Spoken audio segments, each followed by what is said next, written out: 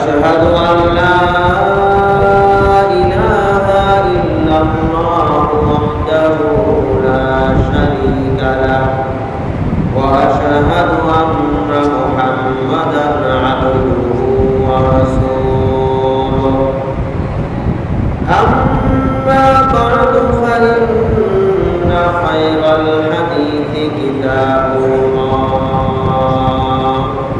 وخير الهدي هدي محمد صلى الله عليه وسلم وشر الأمور محدثاتها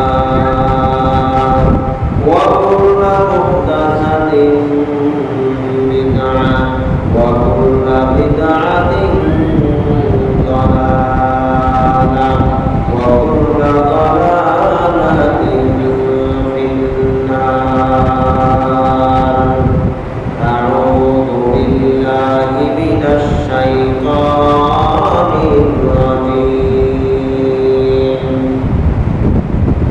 بسم الله الرحمن الرحيم.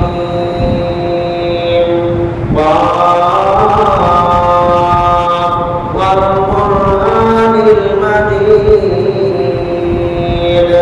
بل عجبوا أن جاءهم منذر منهم فقال الكافرون هذا شيء عجيب أإذا متنا وكنا ترابا ذلك رجع بعيد قد علمنا ما تنقص الأرض منهم وعندنا كتاب حفيظ.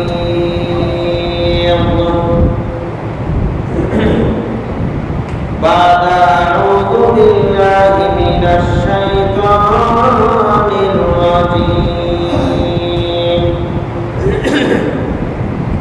الحج أشهر معلومات فمن فرض فيهن الحج فلا رفث ولا فسوق ولا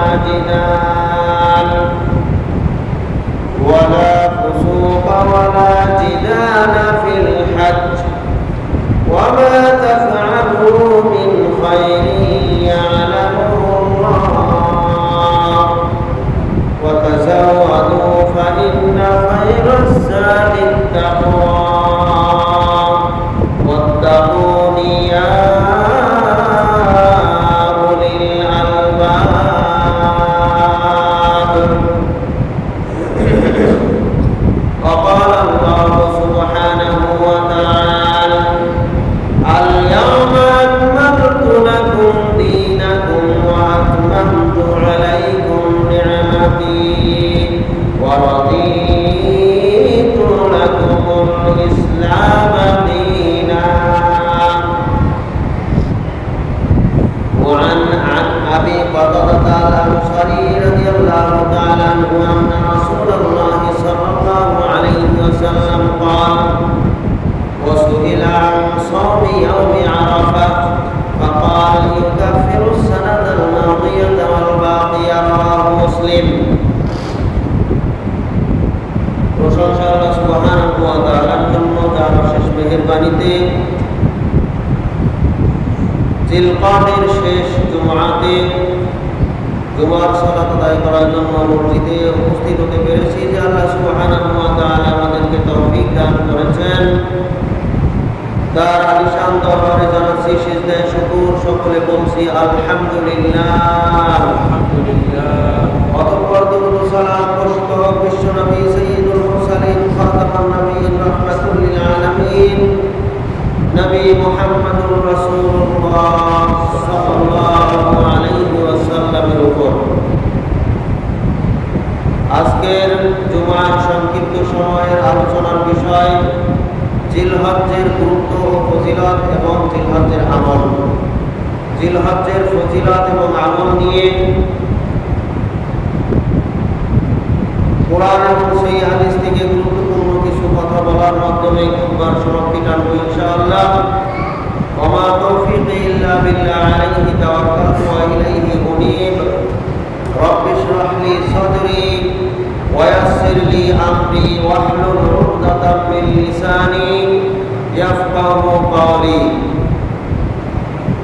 আল্লাহ সুবহানাহু ওয়া তাআলা সূরা তাওবার 36 নম্বর আয়াতে বলছেন, ইন্না ইদ্দাতাশ শুহুরি ইনদাল্লাহি 12 শাহরা, নিশ্চয়ই আল্লাহর নিকটে মাস গণনায় মাসের সংখ্যা হচ্ছে 12টি। ফীহিন্না আরবা'তুন হুরুম, এই 12টি মাসের মধ্যে আবার বিশেষ মর্যাদাপূর্ণ বিশেষ সম্মানিত মাস আছে 4টি মাস। হাদিসে এই 4টি মাসের কথা উল্লেখ রয়েছে এভাবে: জিলকদ, জিলহজ, মুহররম এবং রজব। যুলকাদা, যুলহিজ্জা, মুহররম ও রজব। যুলকাদা, যুলহিজ্জা এই দুটি আগের বছরের শেষ মাস, আবার পরের বছরের শুরুতে হচ্ছে মুহররম, এরপরে আবার মাঝামাঝি যে রজব। এভাবে 4টি মাস বছরের ভিতরে সর্বশ্রেষ্ঠ মাস, সম্মানিত মাস। এই মাসের ভিতরে এই 4টি মাসের এই সম্মানিত মাসের মধ্যে আবার সবচেয়ে গুরুত্বপূর্ণ সম্মানিত দিন হচ্ছে 10 দিন, এবং সেটা হচ্ছে জিলহজ্জের প্রথম দশক। আল্লাহ তাআলা বলছেন, ওয়াল ফাজর, ফজরের কসম, ওয়া লায়ালিন আশর, 10 রাতের কসম, ওয়াশ শাফঈ ওয়াল ওয়াতর, জোড় এবং বেজোড়ের কসম। 10 রাত্রির কসম করা হয়েছে এমন 10 দিনের রাতের, যেই 10 দিনের গুরুত্ব হচ্ছে পুরা বছরের ভিতরে সবচেয়ে বেশি গুরুত্বপূর্ণ। এমনকি রমাদানের শেষ দশকের গুরুত্ব হচ্ছে রাতের গুরুত্ব, আর জিলহজ্জের প্রথম দশকের গুরুত্ব হচ্ছে দিনের গুরুত্ব। অতএব দিনের মধ্যে সর্বশ্রেষ্ঠ দিন হচ্ছে জিলহজ্জের প্রথম 10 দিন। এবং এই গুরুত্বের দিক দিয়ে পর্যালোচনা করলে দেখা যায় যে জিলহজ্জের 10 দিনের গুরুত্ব রমজানের শেষ দশকের গুরুত্বের চাইতে বেশি ছাড়া কম নয়। যদিও আমরা রমজানের শেষ দশকের গুরুত্ব বেশি দিয়ে থাকি আমাদের আমলের মাধ্যমে, আমরা আমাদের বিশ্বাসের মাধ্যমে, আমাদের কর্মের মাধ্যমে আমরা প্রমাণ করি যে রমজানের শেষ দশকের গুরুত্ব অবশ্যই বেশি, কিন্তু জিলহজ্জের প্রথম দশকের গুরুত্ব আমাদের কাছে তেমন একটা মনে হয় না, কারণ এই আমল আমাদের মাঝে প্রচলিত নাই, যার কারণে এটার গুরুত্ব আমরা উপলব্ধি করতে পারি না। অথচ রমজান মাসের শেষ দশকের গুরুত্ব দেওয়া হয়েছে একটি মাত্র আমলের কারণে, সেটা হচ্ছে লাইলাতুল কদর। একটি মাত্র বিষয়ের কারণে, সেটা হচ্ছে লাইলাতুল কদর। আর জিলহজ মাসের প্রথম দশকের গুরুত্ব দেওয়া হয়েছে 3টি কারণে।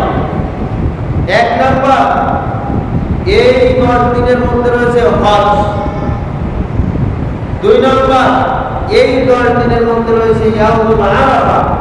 3 নাম্বার, এই 10 দিনের মধ্যে রয়েছে কুরবানি। এই 3টা আমল, প্রত্যেকটা আমল অত্যন্ত গুরুত্বপূর্ণ আমল, যেই গুরুত্বের দিক দিয়ে লাইলাতুল কদরের চাইতে কোনো অংশে কম নয়। প্রত্যেকটি লাইলাতুল কদরের যেমন গুরুত্ব, হজের গুরুত্ব তার চাইতে কম নয়, কারণ লাইলাতুল কদর হচ্ছে একটা নফল ইবাদত, কিন্তু হজ হচ্ছে ফরজ ইবাদত। লাইলাতুল কদর প্রত্যেক বছরে পাওয়া যায়, কিন্তু হজ জীবনে একবার ফরজ। তাহলে হজের গুরুত্ব কম নয়, বরং আরো বেশি, কারণ এটা ফরজ এবং জীবনে একবার ফরজ। এরপরে আমরা এমন একটি দিবস, যেই দিবসকে কেন্দ্র করে রাসূল সাল্লাল্লাহু আলাইহি ওয়াসাল্লাম সর্বশেষ ইসলামের দিয়েছেন এবং কিয়ামত পর্যন্ত মুসলিমরা কিসের ভিত্তিতে, কোন সংবিধানের ভিত্তিতে, কিভাবে এই দুনিয়াতে থাকবে, দিন মানবে, তার দিক নির্দেশনা দিয়ে গিয়েছেন ইয়াউমুল আরাফার দিবসে। এই জন্য ইয়াউমুল আরাফা অত্যন্ত গুরুত্বপূর্ণ একটি দিন, যেই দিনটাও লাইলাতুল কদরের চাইতে কোনো অংশে কম নয়। সর্বশেষ হচ্ছে কোরবানি।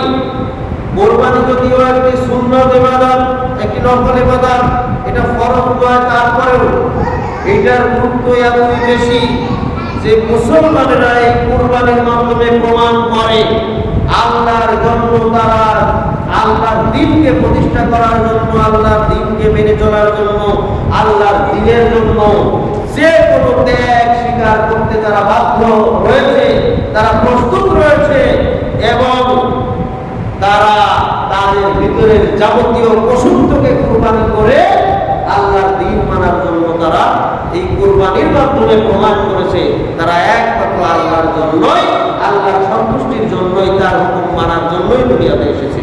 সুবহানাল্লাহ। অতএব কোরবানির গুরুত্ব কোনো অংশে কম নয়। এই তিনটা গুরুত্বপূর্ণ ইবাদত, এই গুরুত্বপূর্ণ তিনটা বিধান এই মাত্র 10 দিনের মধ্যে থাকার কারণে এই 10 দিনের গুরুত্ব অনেক অনেক অনেক গুণ বেশি। অতএব আমাদেরকে এই 10 দিনের গুরুত্ব আমাদেরকেও গুরুত্ব দেওয়া উচিত। সম্মানিত উপস্থিতি, ইমাম ইবনে হাজার আসকালানী রাহমাতুল্লাহ আলাইহি বলেন যে এই 10 দিনের গুরুত্ব পুরা মাসের, পুরা বছরের মধ্যে সর্বশ্রেষ্ঠ গুরুত্বপূর্ণ দিবস হওয়ার আরেকটি অন্যতম কারণ হচ্ছে যে এই 10 দিনের মধ্যে আল্লাহ তাআলা যত প্রকার ইবাদত বন্দেগী, যত প্রকার হুকুম করেছেন সবগুলি এই 10 দিনের মধ্যে পালন করা সম্ভব, যেটা আর কোনো সময় সম্ভব নয়। কারণ রমজান মাসে শেষ দশকে হজ করা যাবে? রমজান মাসের শেষ দশকে কি কোরবানি করা যাবে? এই 10 দিনে যত প্রকার ইবাদত আছে সবগুলি একত্রিতভাবে একসাথে করা সম্ভব, যেটা বছরের আর কোনো সময় সম্ভব নয়। এজন্য এই 10 দিনের গুরুত্ব অনেক বেশি। সুবহানাল্লাহ। আমাদের কাছে এই 10 দিনের গুরুত্ব একটি বিষয়কে কেন্দ্র করে, সেটা হচ্ছে কোরবানি। আর কিছুই আমরা মনে করি না। শুধুমাত্র আমাদের ধ্যান ধারণা, চিন্তা চেতনা, আমাদের পরিকল্পনা, আমাদের প্রস্তুতি, আমাদের কার্যক্রম সব কিছু একটাই উদ্দেশ্যে, সেটা হচ্ছে কোরবানি। কোরবানি ছাড়া অন্য কোনো উদ্দেশ্যে এই 10 দিন আমরা অতিবাহিত করি কিনা আল্লাহ তাআলাই ভালো জানেন। সম্মানিত উপস্থিতি, এই 10 দিনে আমাদের কি ধরনের আমল করা উচিত সে তার একটি দিক নির্দেশনা মূলক আলোচনা আজকে। 1 নম্বর হচ্ছে জিলহজ্জের প্রথম দিন থেকে আমাদেরকে অধিক পরিমাণে আল্লাহর জিকির করতে হবে, বেশি বেশি নেক আমল করতে হবে, ফরজ সালাত যথাযথভাবে 5 ওয়াক্ত জামাতের সাথে আদায় করতে হবে, সুন্নত নফল সালাত পরিপূর্ণভাবে আদায়ের চেষ্টা করতে হবে, সুন্নত পরিপূর্ণ আদায়ের চেষ্টা করতে হবে, নফল বেশি বেশি আদায়ের জন্য চেষ্টা করতে হবে। এক কথায় অধিক হারে আল্লাহর জিকির করা এবং নেক আমলকে বেশি বেশি করা। এই প্রসঙ্গে আল্লাহ সুবহানাহু ওয়া তাআলা সূরা বাকারার 203 নম্বর আয়াতে বলেন, ওয়াযকুরুল্লাহা ফি আইয়ামিন মা'লুমাত। তোমরা আল্লাহর স্মরণ করো, আল্লাহকে স্মরণ করো, আল্লাহর জিকির করো নির্ধারিত কয়েকদিনে। আইয়ামান মা'লুমাত, নির্ধারিত কয়েকদিন বলতে জিলহজ্জের 10 দিনকে বোঝানো হয়েছে। এই সময় তোমরা অধিকারে আল্লাহর জিকির করো, আল্লাহকে স্মরণ করো।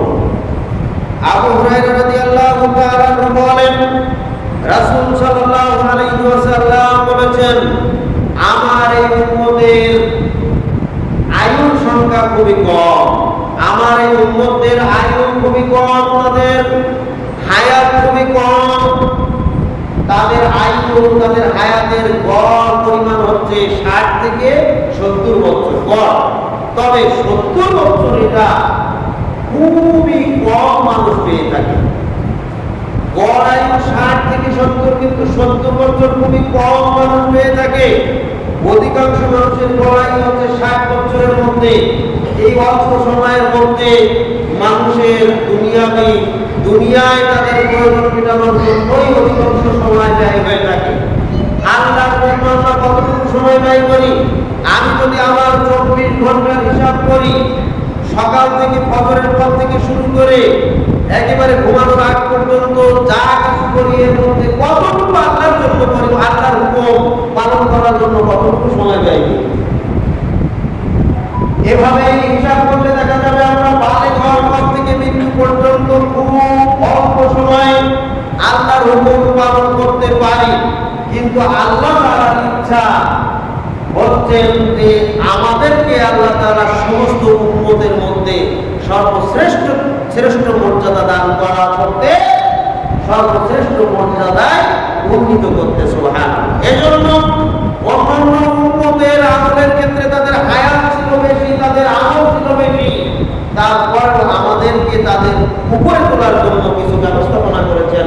তার মধ্যে একটি অন্যতম ব্যবস্থা হচ্ছে রমজান মাসের যেমন শেষ দশক, ঠিক তেমনই ভাবে আমাদের আমলকে বৃদ্ধি করার একটি অন্যতম সময় হচ্ছে জিলহজ্জের প্রথম দশক। সুবহানাল্লাহ। যারা জিলহজ্জের প্রথম দশককে মূল্যায়ন করবে তারা অবশ্যই আল্লাহর কাছ থেকে মহা প্রতিদান পেয়ে যাবে এবং অল্প সময়ে তারা অল্প সময়ের আমলের মাধ্যমে অনেক বেশি নেকি, বেশি প্রতিদান আল্লাহ তাআলার কাছ থেকে পাওয়ার জন্য তারা সৌভাগ্যবান হবে। সুবহানাল্লাহ। অতএব আমাদেরকে এই 10 দিনের গুরুত্ব দিতে হবে। সম্মানিত উপস্থিতি, আল্লাহ সুবহানাহু আব্দুল্লাহ ইবনে আব্বাস রাদিয়াল্লাহু তাআলা বলেন, রাসূল সাল্লাল্লাহু আলাইহি ওয়াসাল্লাম বলেছেন, এই 10 দিনের ইবাদতের গুরুত্ব আল্লাহ তাআলার কাছে অনেক পছন্দনীয়। এই 10 দিনের ইবাদত আল্লাহ তাআলার কাছে অনেক বেশি পছন্দনীয়, প্রিয় আমল। এমনকি পুরা 1 বছরের ভিতরে সবচাইতে বেশি প্রিয় আমল হচ্ছে বান্দার এই জিলহজ্জের প্রথম দশকের আমল। সুবহানাল্লাহ। এমন কোন আমল নাই, এমন কোন ইবাদত নাই যে ইবাদত, যে আমল বান্দার জিলহজ্জের প্রথম দশকের আমলের সমান হয়। সাহাবারা বললেন, ইয়া রাসূলুল্লাহ, ইয়া হাবিবাল্লাহ, জিহাদের মতো একটা গুরুত্বপূর্ণ ইবাদত, গুরুত্বপূর্ণ আমল কি এই জিলহজ্জের আমলের সমান নয়? জিহাদের ময়দানে মানুষ যখন চলে যায় তখন সে ইসলামের জন্য, দ্বীনের জন্য, দ্বীনকে প্রতিষ্ঠা করার জন্য সর্বোচ্চ চেষ্টা করে এবং সর্বোচ্চ ত্যাগ স্বীকার করে, সবচাইতে বেশি কষ্ট করে আল্লাহর দ্বীনকে প্রতিষ্ঠা করার জন্য সর্বোচ্চ ত্যাগ করে জিহাদের ময়দানে উপস্থিত হয়ে। তাহলে জিহাদের মতো ইবাদত কি এই জিলহজ্জের প্রথম দশকের ইবাদতের সমান নয়? বিশ্বনবী মুহাম্মদুর রাসূলুল্লাহ সাল্লাল্লাহু আলাইহি ওয়াসাল্লাম বললেন, জিহাদের মতো ইবাদত এই জিলহজ্জের প্রথম দশকের ইবাদতের সমান নয়। সুবহানাল্লাহ। অর্থাৎ জিহাদের চাইতেও বেশি গুরুত্বপূর্ণ ইবাদত, আল্লাহর কাছে প্রিয় ইবাদত, প্রিয় আমল হচ্ছে জিলহজ্জের প্রথম দশকের ইবাদত, প্রথম দশকের আমল। সুবহানাল্লাহ। তাহলে এটা কত গুরুত্বপূর্ণ। এই কথা বলার শেষে রাসূল সাল্লাল্লাহু আলাইহি ওয়াসাল্লাম আরেকটি কথা বললেন, সেটা হচ্ছে তবে হ্যাঁ, তার জন্য ভিন্ন কথা, যে ব্যক্তি জিহাদের ময়দানে উপস্থিত হয়েছে আল্লাহর দ্বীনকে প্রতিষ্ঠা করার জন্য, তার সমস্ত ধন সম্পদকে আল্লাহর রাস্তায় দিয়ে, যা ছিল, যত সম্পত্তি ছিল সবই আল্লাহর রাস্তায় দিয়ে দিয়েছে।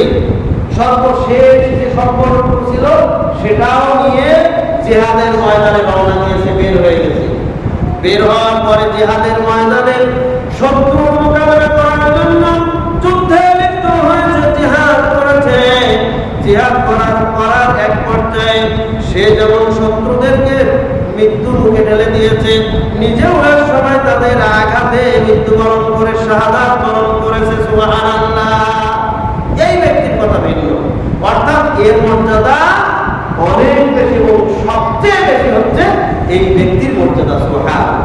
তাহলে এই ব্যক্তি ছাড়া আর যত আমল রয়েছে, সমস্ত আমলের মর্যাদা এই জিলহজ্জের প্রথম দশকের চাইতে বেশি নয়, বরং এই দশকের ইবাদত, প্রত্যেকটা ইবাদত, একটা জিকিরের মর্যাদা অনেক বেশি, এক রাকাত সালাতের মর্যাদা অনেক বেশি, এক আয়াত তেলাওয়াতের মর্যাদা অনেক বেশি।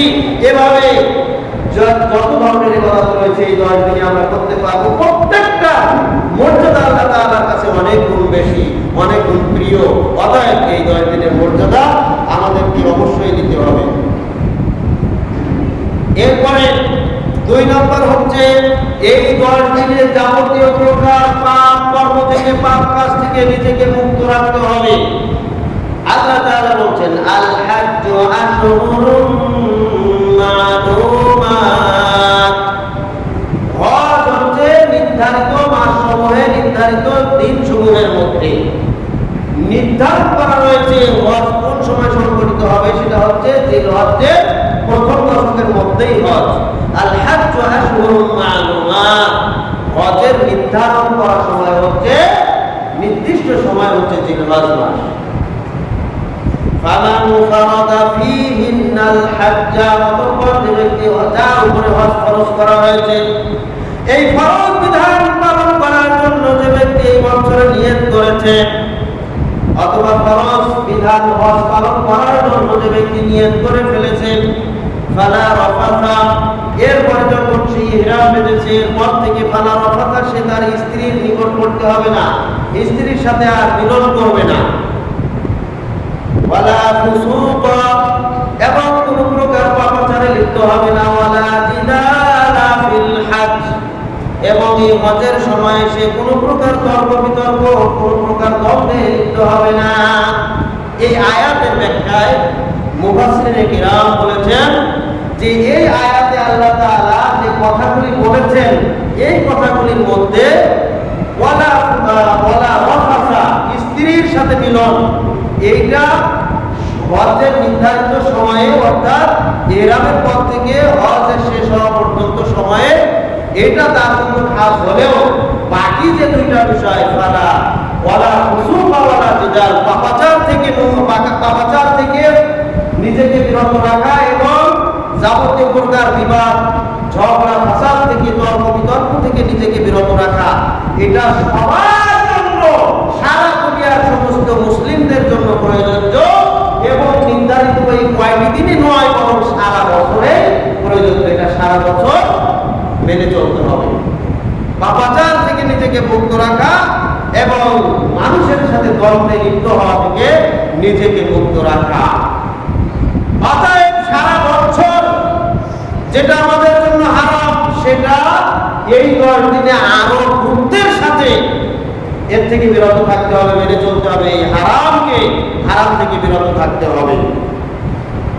আল্লাহ তাআলা বলছেন, ওয়া মা তাফআলু মিন খায়রিন ইয়ালামুহুল্লাহ, তোমরা যেই ভালো কাজ করো না কেন, যেই নেকির কাজ করো, যে আমলের কাজ করো, সে সম্পর্কে যখন যেখানে যে অবস্থায় করো না কেন, যতটুকু করো, যত বেশি করো, ইয়ালামুহুল্লাহ, আল্লাহ তাআলা সেটার খবর রাখেন, তিনি সেটা সম্পর্কে জানেন। অর্থাৎ আল্লাহ তাআলা তার প্রতিদান তোমাদের জন্য প্রস্তুত রাখবেন। সুবহানাল্লাহ। তোমরা যাই কিছু করো না কেন, যেই ভালো কাজ করো না কেন, যতটুকু করো, যত কম করো, যত বেশি করো, যাই করো না কেন, এই 10 দিনের মধ্যে সব কিছুর পূর্ণ প্রতিদান আল্লাহ তাআলা তোমাদেরকে দিয়ে দিবেন। সুবহানাল্লাহ।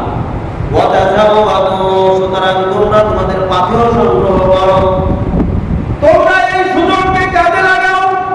এই নির্ধারিত অল্প কয়েকটি দিন, এই দিনের এই সময়গুলিকে কাজে লাগাও। ওয়া তাযাওয়াদু ফাইন্না খায়রাজ যাদিত তাকওয়া, আর জেনে রেখো এই পৃথিবীতে যত সম্পদ রয়েছে, যত পাথেয় রয়েছে, যত মূল্যবান জিনিস রয়েছে, সব কিছুর মধ্যে একজন মানুষের সবচেয়ে মূল্যবান সম্পদ হচ্ছে আল্লাহর ভয়। তার অন্তরে যদি আল্লাহর ভয় তৈরি হয়, সে যদি তাকওয়াশীল হয়, তাহলে সেই সর্বশ্রেষ্ঠ সম্পদের অধিকারী হলো সুবহানাল্লাহ। সেই সর্বশ্রেষ্ঠ পাথেয় সংগ্রহ করলো। সুবহানাল্লাহ। তোমরা পাথেয় সংগ্রহ করো, পাথেয় তোমাদের আমলকে বৃদ্ধি করো। ফাইন্না খায়রাজ যাদিত তাকওয়া ওয়াত্তাকুনি, সর্বোত্তম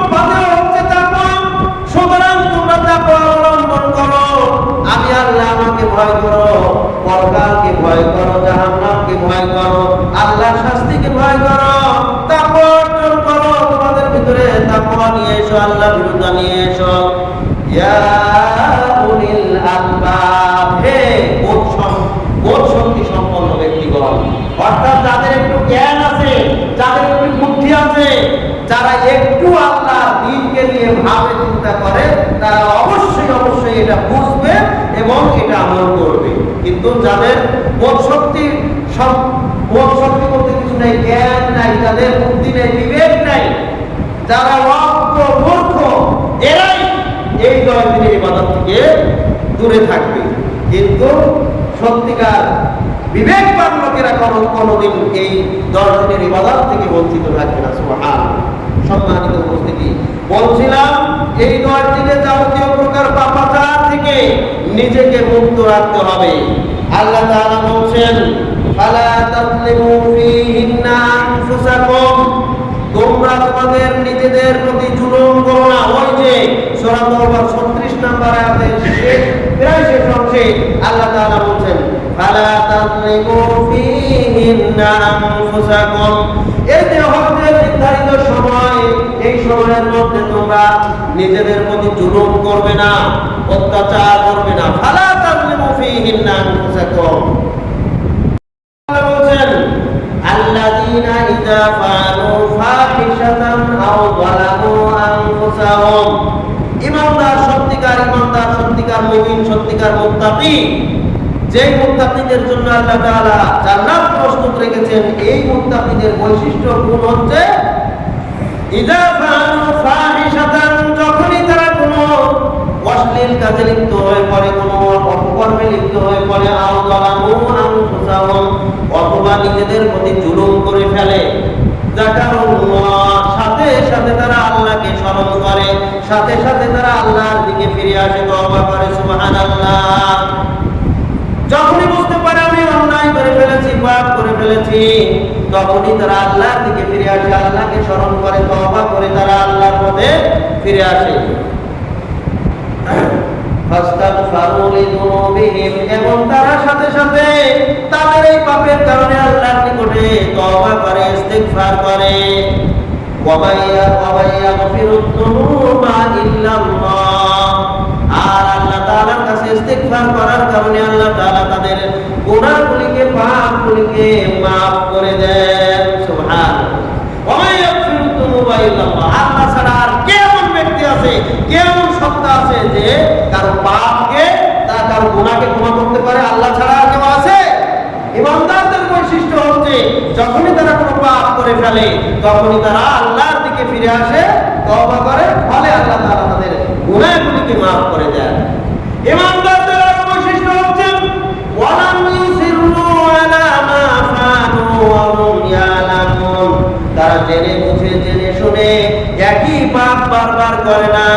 একটা পাপ করে ফেলেছে, পাপটা বুঝতে পেরে সাথে সাথে তওবা করে ফিরে আসে, ওই পাপ আর পরবর্তীতে করে না। এটা হচ্ছে ইমানদারদের বৈশিষ্ট্য। সুবহানাল্লাহ। বলছিলাম যে কথা, সেটা হচ্ছে আও যালামু আনফুসাহুম, নিজেদের প্রতি যারা জুলুম করে। জুলুম মানেই হচ্ছে নিজেকে পাপের সাথে সম্পৃক্ত করা।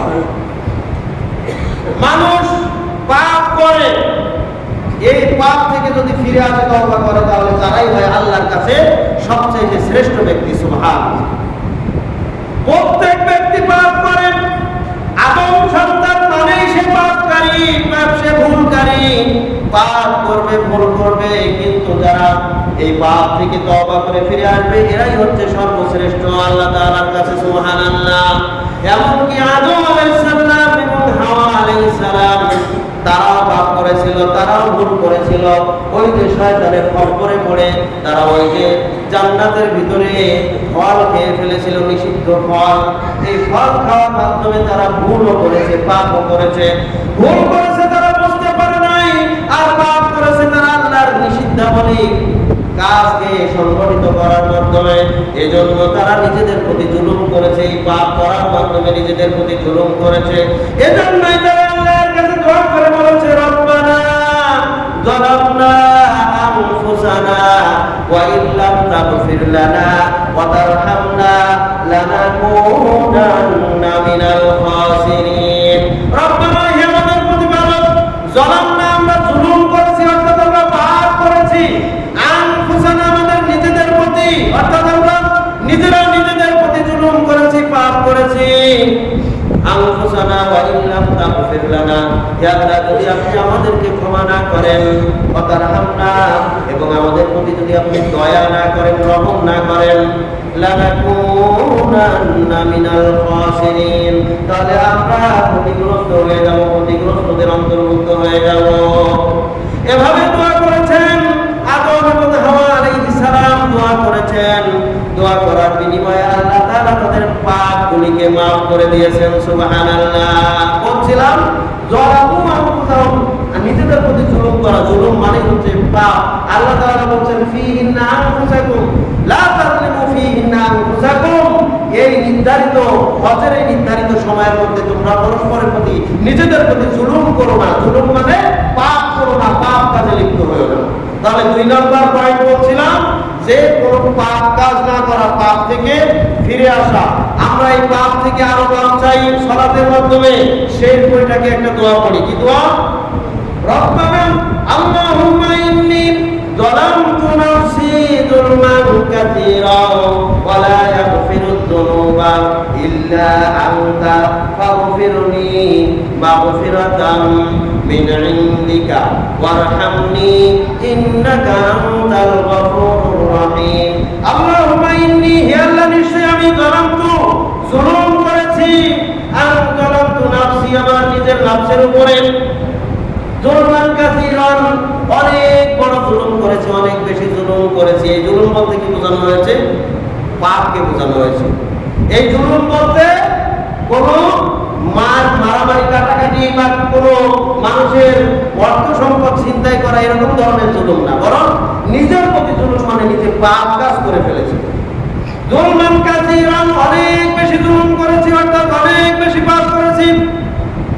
ওয়ালা ইয়াগফিরুদ যুনুবা যুলমান কাসীরা ওয়ালা ইয়াগফিরুদ যুনুবা ইল্লা আনতা, হে আল্লাহ, তুমি ছাড়া এমন কোনো সত্তা নাই, এমন কোনো ব্যক্তি নাই জুলুম থেকে, পাপ থেকে maaf করতে পারে। সুবহানাল্লাহ। হে আল্লাহ, ফাগফিরনি, সুতরাং তুমি আমাকে ক্ষমা করে দাও, ওয়ারহামনি, এবং তুমি আমার প্রতি দয়া করো, রহম করো, ইন্নাকা আনতাল গফুরুর রহিম, নিশ্চয়ই তুমি ক্ষমাশীল, পরম দয়ালু। এভাবে আমরা দোয়া করি আল্লাহর কাছে, নিজেদের পাপকে আল্লাহর কাছে স্বীকার করার মাধ্যমে, যেটাকে আরবিতে বলি আমরা জুলুম করেছি নিজেদের প্রতি, ওই জুলুমের কথাই উল্লেখ করে আল্লাহ তাআলা বলেন হজের এই নির্ধারিত সময়ের মধ্যে তোমরা পাপে লিপ্ত হইও না। মানুষ পাপ করে কি কারণে? পাপ করে শয়তানের খপ্পরে পড়ে। শয়তান হচ্ছে আমাদের প্রকাশ্য শত্রু, সে আমাদের সাথে শত্রুতাই পোষণ করবে। আদম এবং হাওয়া আলাইহিস সালাম তারাও পাপ করেছিল শয়তানের খপ্পরে পড়ে।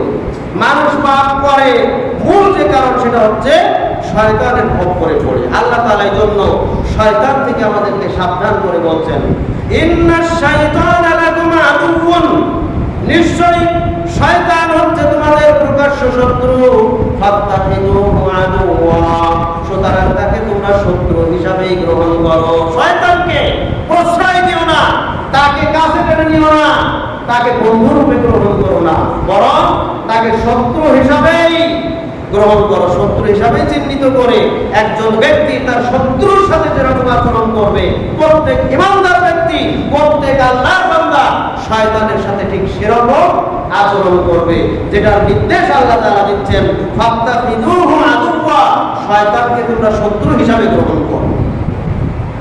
ইন্নামা ইয়াদু, কারণ শয়তান, ইন্নামা ইয়াদু হিজবাহু, নিশ্চয়ই শয়তান তার অনুসারীদেরকে ডাকে, আহ্বান করে, মানুষদেরকে আহ্বান করে, লিয়াকুনু মিন আসহাবিস সাঈর, যেন সমস্ত মানুষ তার অনুসারী হয়ে তারা সকলেই জাহান্নামী হয়ে যায়। নাউযুবিল্লাহ। তাহলে শয়তানের উদ্দেশ্য হচ্ছে মানুষদেরকে তার পথে নিয়ে তাদেরকে জাহান্নামে নিয়ে যাওয়া। এজন্য শয়তান সবসময় চায় মানুষদেরকে গোমরাহি করার জন্য সর্বোচ্চ চেষ্টা করা। আর এই যে আল্লাহ তাআলা বিশেষ সময়ের কথা উল্লেখ করে বলেছেন, এই সময়েও তোমরা পাপ কাজে লিপ্ত হয়ে না, অর্থাৎ শয়তান থেকে খুবই সাবধান হয়ে যাও। সম্মানিত উপস্থিতি, আদম আলাইহিস সালাম, আদম এবং হাওয়া আলাইহিস সালাম তারা পাপ করেছিল, তারা নিজেদের প্রতি জুলুম করেছিল। আল্লাহ তাআলা তাদেরকে maaf করে দিয়েছেন, আমাদেরকেও আল্লাহ তাআলা maaf করে দিবেন। আল্লাহ তাআলা যখন আদম এবং হাওয়া এবং সেই সাথে শয়তানকে দুনিয়াতে প্রেরণ করলেন, তখন বললেন কুলনা হাবিতু মিনহা জামিআ, তোমরা সকলেই দুনিয়াতে নেমে যাও। ফাইম্মা ইয়াতিয়ান্নাকুম মিন্নি হুদা, অতঃপর আমার পক্ষ থেকে তোমাদের জন্য একটা হেদায়েতের বাণী যাবে। ফামান তাবিআ হুদায়া ফালা খাউফুন আলাইহিম ওয়ালা হুম ইয়াহজানুন, অতঃপর যারা আমার সেই হেদায়েতকে অনুসরণ করবে, আমার এই নির্ধারিত বিধানকে যারা অনুসরণ করে নেবেন, তাদের জন্য কোনো দুনিয়াতে ভয় নাই, পরকালের জন্য কোনো ভয় নাই, এবং তারা হতাশাগ্রস্ত হবে না, চিন্তিত হবে না। সুবহানাল্লাহ। নির্ধারিত সময় দিয়ে আল্লাহ তাআলা আমাদেরকে দুনিয়াতে প্রেরণ করেছেন। আমরা যদি এই শয়তানের খপ্পরে পড়ে কোনো ভুল করে ফেলি, কোনো পাপ করে ফেলি, সাথে সাথে ফিরে আসি, তওবা করি, আল্লাহর দিকে ফিরে এসে আল্লাহর কাছে মাপ চাই, আল্লাহ তাআলা ক্ষমা করে দিবেন। এবং আমাদের মূল গন্তব্যস্থল হচ্ছে ওই যে আদম আলাইহিস সালাম থেকে শুরু হয়েছে গন্তব্যস্থল, তাদেরকে আল্লাহ তাআলা জান্নাতে রেখেছেন। তাদের সন্তান হিসাবে আমাদের প্রত্যেকের মূল গন্তব্যস্থল কোথায়? সেই জান্নাত। সুবহানাল্লাহ।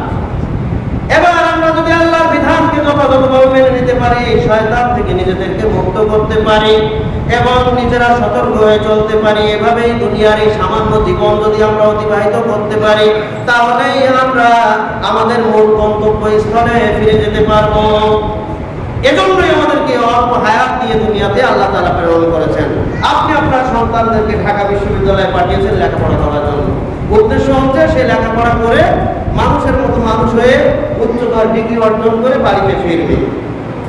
তার মূল গন্তব্যস্থল কোথায়? আপনার বাসা, আপনার বাড়িতেই সে ফিরবে।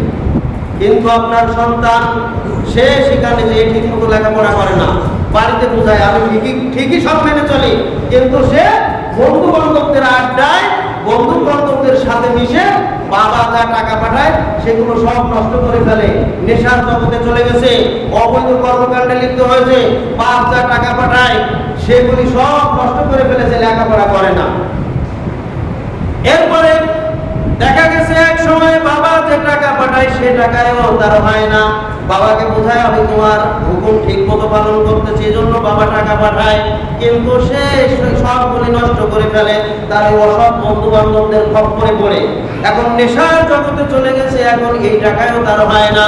তার বন্ধু বান্ধবীরা তাকে পরামর্শ দিল, তোরা আমার পথে চলে আয়, তুই আমাদের কাছ থেকে মারকাট করে টাকা অর্জন করবো, ছিনতাই করবো, ডাকাতি করবো, রাহাজানি করবো, মানুষের কাছ থেকে চাঁদাবাজি করবো, এইভাবে প্রতারণা করে মানুষের অর্থ সম্পদ জোর করে গ্রাস করে নেবো, তাহলে আমাদের আশা পূর্ণ হয়ে যাবে। এও দেখলো তাই ঠিকই আছে, আমার এই টাকায় হয় না, আমার আরো টাকার প্রয়োজন, অর্থের প্রয়োজন। কারণ আমার এখন একদিন নেশা করতে যে কয়েক হাজার টাকার প্রয়োজন হয়, আমার আশা পূরণ করতে যে আরো টাকার প্রয়োজন হয়।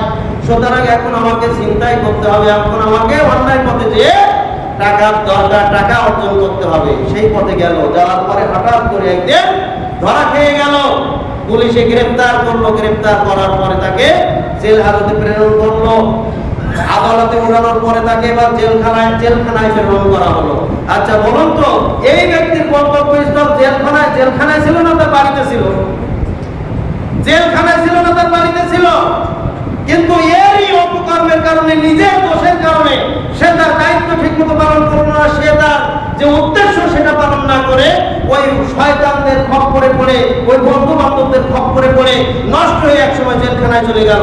আসলে গন্তব্যস্থল তো জেলখানা নয়। সম্মানিত উপস্থিতি, ওই ব্যক্তির, ওই যুবকের শত্রু যেমন তার ওই সমস্ত বন্ধু বান্ধবেরা, আমাদের দুনিয়ার শত্রু হচ্ছে শয়তান। অতএব আমাদেরকে আল্লাহ তাআলা নির্ধারিত সময় দিয়ে, নির্ধারিত কিছু দায়িত্ব দিয়ে দুনিয়াতে প্রেরণ করেছেন। ওভাবেই যদি আমরা সুন্দরভাবে লেখাপড়া করার মতো আমাদের এই দায়িত্বগুলি পালন করে আবার আমাদের বাড়িতে ফিরে আসতে চাই, সহজে ফিরে আসতে পারবো।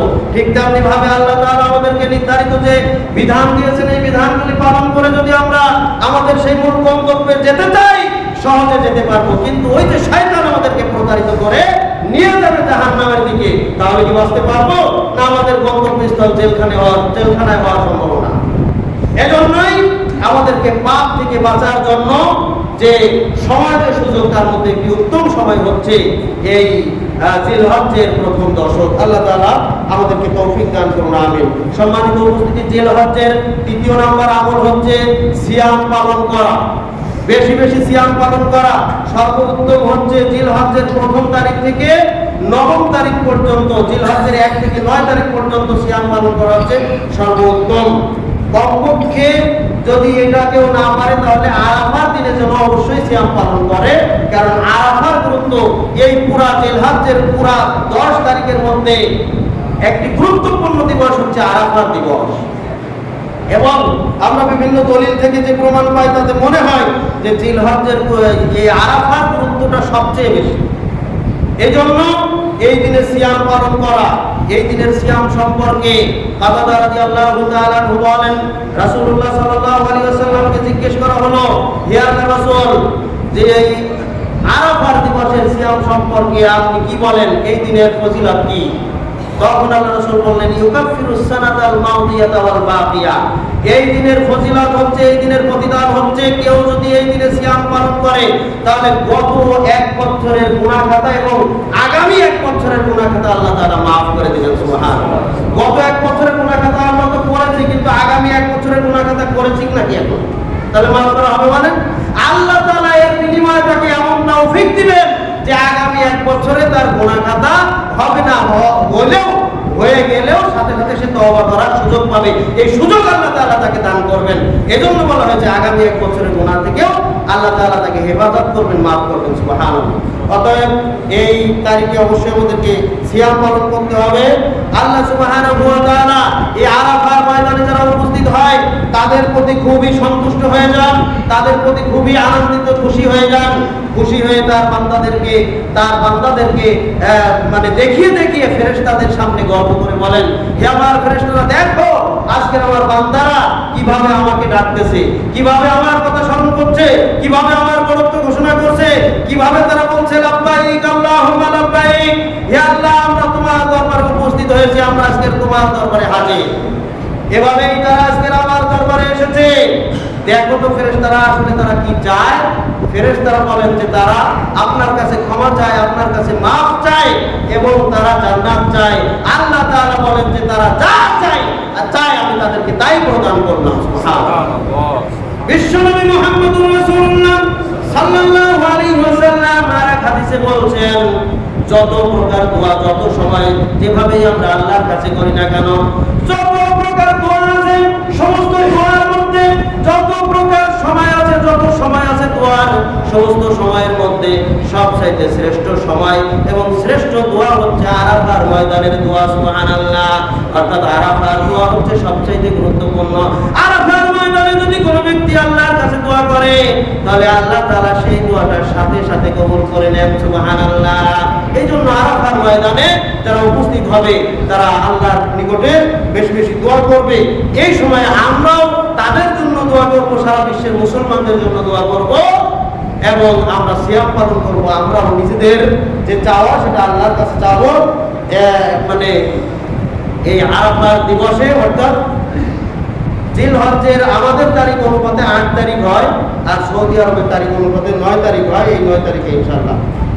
যাই হোক, আরো অনেক লম্বা আলোচনা ছিল, সময় শেষ হতে চলেছে। আমি মূল পয়েন্টগুলো বলছি। আরো কি করা দরকার?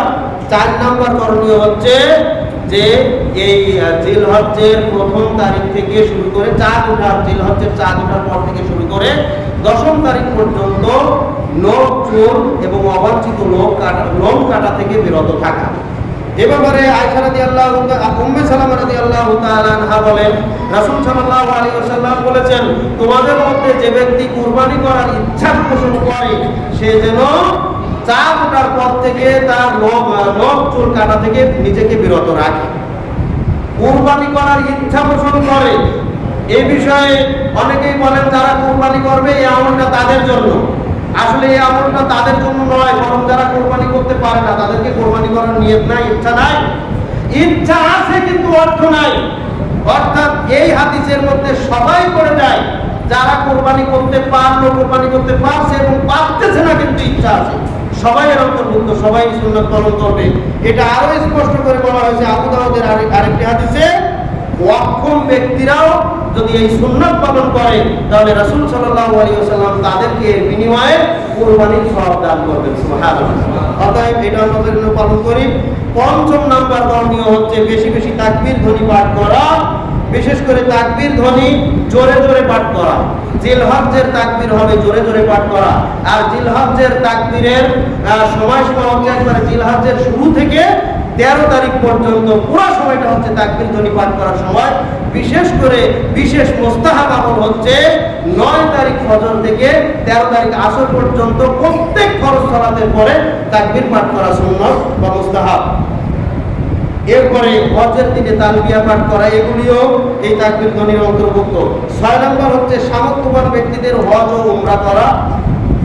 এ সম্পর্কে হজের বিস্তারিত আলোচনা রয়েছে, আমরা সকলেই জানি।